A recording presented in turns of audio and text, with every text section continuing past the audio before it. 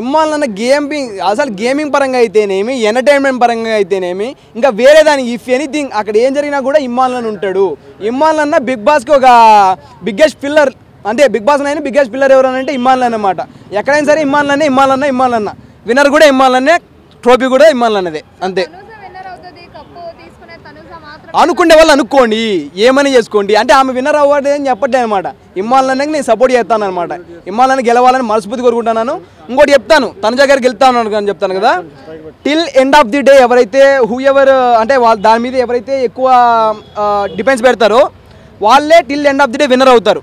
వాళ్ళు గెలుస్తారు, వీళ్ళు చెప్పలేం.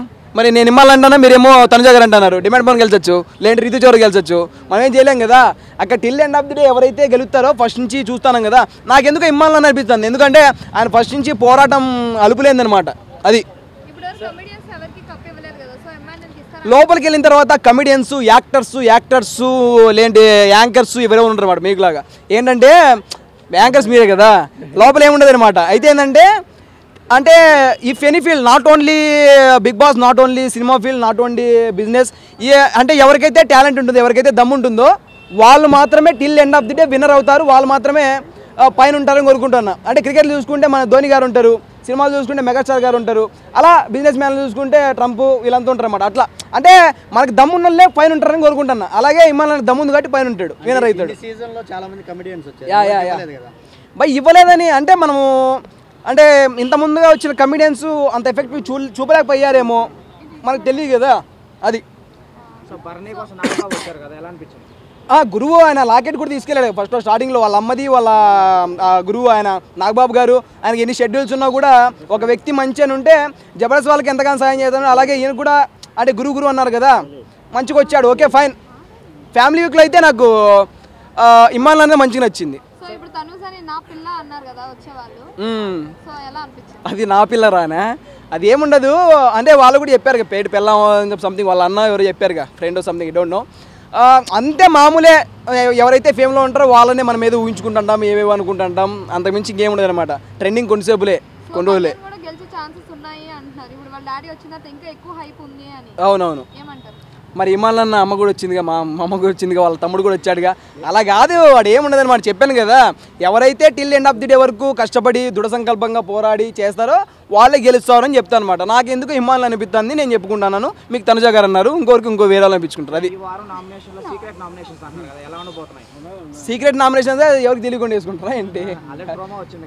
నేను అదే మామూలే అంతే. నామినేషన్ లాస్ట్ వీక్ చూసుకుంటే ఎవరినో డిలీట్ చేద్దాం అనుకున్నారు, డిలీట్ అవ్వలేదు వాళ్ళు. ఎవరు చెప్పు? దివ్య గారిని. ఓకే దివ్య గారిని ఎందుకు డిలీట్ చేయలేదు నేను చెప్తాను. నాకు నన్ను రెచ్చగొట్టుకో అని చెప్పింది కదా దివ్యక్క. ఎవరి మీద? తనుజ గారి మీద. ఆమె పాపం చిన్నగా మాట్లాడుతుంది, మామూలుగా గట్టి కలుసుకున్నారు. అది అందుకని చెప్పి ఆమె కొద్దిగా అగ్రెసివ్గా మాట్లాడింది కదా, అందుకని చెప్పి ఆమె ఉంచాలనుకుంటున్నాను. ఇప్పుడు సీక్రెట్ ఎలిమినేషన్స్ అంటారుగా, అది సీక్రెట్ ఎలిమినేషన్స్ ఏ విధంగా ప్లాన్ చేస్తారో. ఫస్ట్ థింగ్ ఏంటంటే బిగ్ బాస్ డైరెక్టర్ ఎవరైతే ఉన్నారో ఆయన క్యాన్సర్ అయ్యా. ఆయన ఎక్కడున్నా కూడా ఆయన అంటే తెర వెనక నుండి కథను ముందుకు నడిపించే డైరెక్టర్ అన్నారు కదా. ఈయన ఒక గొప్ప డైరెక్టర్ అనమాట. అంటే సినిమా కంపేర్ టు సినిమా చెప్తాను అనమాట. అసలు సూపర్ ఆయన డైరెక్షన్. అంటే గేమింగ్లో అయితేనేమి, ఆయన మాట్లాడే విధానం సంథింగ్ అన్నీ బాగా నచ్చాయి నాకు. ఓకే సరే, అందరిని గెలిపిద్దామండి. ఓకే ఎమోషన్స్, ఎఫెక్షన్స్ మనం పెట్టుకుంటే వస్తాయి అవి, అర్థమైందా? మనం పెట్టుకుంటే అన్న అని అన్నని అంటా, నేను మిమ్మల్ని అంటాను అక్క అని వేరేలా అంట, అట్లా అనమాట.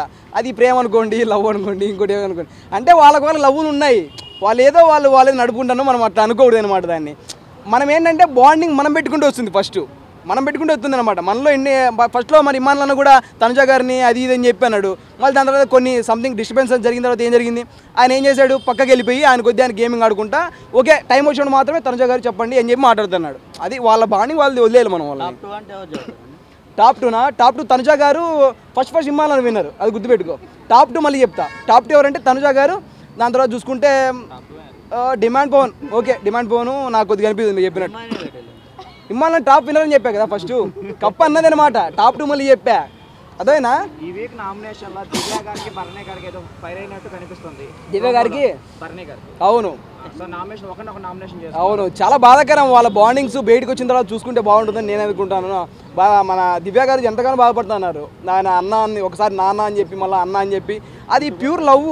ఆమె అంతగా బాండింగ్స్ పెంచుకుందాం అనుకున్నప్పుడు ఈయన తొలగిపోవడం అనేది మంచిది కాదని నేనైతే అనుకుంటాను. ఎందుకంటే బాండింగ్స్ ఇచ్చినప్పుడు ఇచ్చుకోవాలి, కానీ ఎంతవరకు ఉంచాలో అంతవరకు ఉండాలన్నమాట. గేమింగ్ వరకు వచ్చేసి గేమింగ్ ఇండివిజువల్గా, ఇంకోటి ఏదైనా వచ్చినప్పుడు ఇండివిజువల్గా ఆడుకోవాలి. ఎప్పుడైతే మనకి ఓన్లీ ఆ లవ్ ట్రాక్ అంటే ప్రేమ ఆప్యాయత అన్న చెల్లి తమ్ముడి వచ్చినప్పుడు ఆ వేలో ఆ జోన్లో వెళ్ళిపోవాలని కోరుకుంటున్నాం. మరి చాలా బాగుంది. ఇందులో ముఖ్యంగా మెయిన్ అందరి దృష్టి తనూజ ఫ్యామిలీ రావడమే అందరి దృష్టిని ఆకర్షించింది.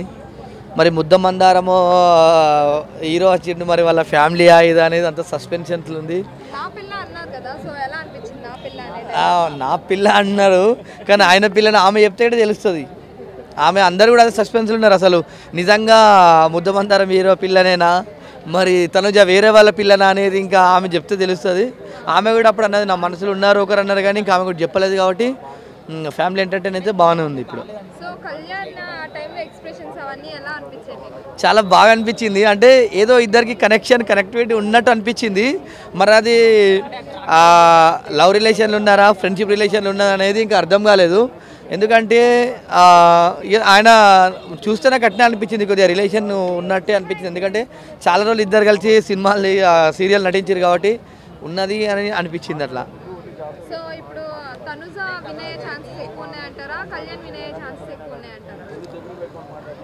ఇమాన్యుయల్ వినే ఛాన్సెస్ ఎక్కువ ఉన్నాయి. ఇమాన్యుయల్ ఈసారి బిగ్ బాస్ సీజన్ 9లో అతని ద్వారానే మంచి హైప్ వచ్చింది. ఎందుకంటే జబర్దస్త్లో అయితే ఏ విధంగా మంచి ఎంటర్టైన్ ఇచ్చిండో ఈ బిగ్ బాస్లో కూడా మంచి ఎంటర్టైన్ ఇస్తూ, అదేవిధంగా జనాలందరినీ కూడా మంచి బిగ్ బాస్ ఇచ్చే టాస్క్లు కూడా బాగా ఆడుతుండే. కాబట్టి ఈసారి ఈ ఎట్టి పరిస్థితుల్లో ఈసారి ఏదైనా ఫస్ట్ అయితే గిట్ట ఇమాన్యుయల్, సెకండ్ సుమన్ శెట్టి ఉంటాడు అనుకుంటున్నాను నేను.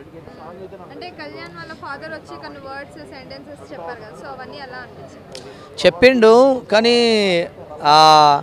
మనము మంచి కప్పు గెలవకుండా జనాల దగ్గర మాత్రము మనము మనసులు గెలవాలని చెప్పేసిండు. చాలా మంచిది. ఎందుకంటే ఏదైనా కూడా అంటే బిగ్ బాస్ గేమ్ అనేది బిగ్ బాస్ ఇచ్చే టాస్క్లు ఆడడం వల్ల ప్రజలు ఇచ్చే ఓటింగ్ ద్వారా, కాబట్టి కంపల్సరీ ఏదేమైనప్పటికీ కూడా ఆయన అంటే అంత పబ్లిక్ ఫిగర్ కాదు. ఇప్పుడు బిగ్ బాస్ షోలో ఖచ్చితంగా అంత అయిండు, కానీ ఇమాన్యుయల్ అనేది పబ్లిక్ ఫిగర్ కాబట్టి మంచి ఎంటర్టైన్ చేస్తారు. కాబట్టి కంపల్సరీ ఇమాన్యుయల్ ఈసారి విన్ అయ్యే అవకాశం కనిపిస్తుంది.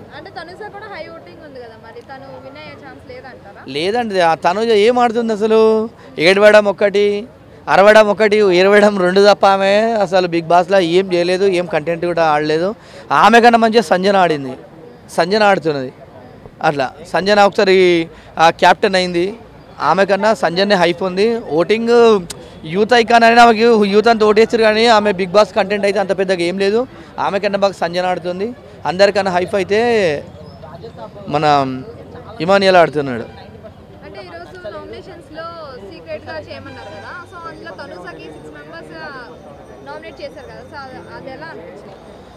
కరెక్టే చేసిరు అందరూ, కానీ తనుజ కూడా రాసింది కదా, ఆమె రాసిన పేరు కూడా సస్పెన్స్ ఉంది. కాబట్టి కంపల్సరీ అంటే ఈసారి ఎలిమినేషన్ అయితే దివ్య అవుతుంది అనుకుంటున్నా.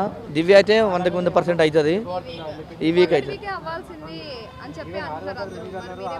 ఈ వీక్ అయితే కన్ఫర్మ్ తనే. లాస్ట్ 5 కంటెస్ట్లా ఇమాన్యుయల్ ఉంటాడు, సుమన్ శెట్టి ఉంటాడు, సంజన ఉంటుంది, తర్వాత మిలిటరీ ఆయన ఉంటాడు. వీళ్ళైతే కంపల్సరీ వీళ్ళైతే ఉంటారు.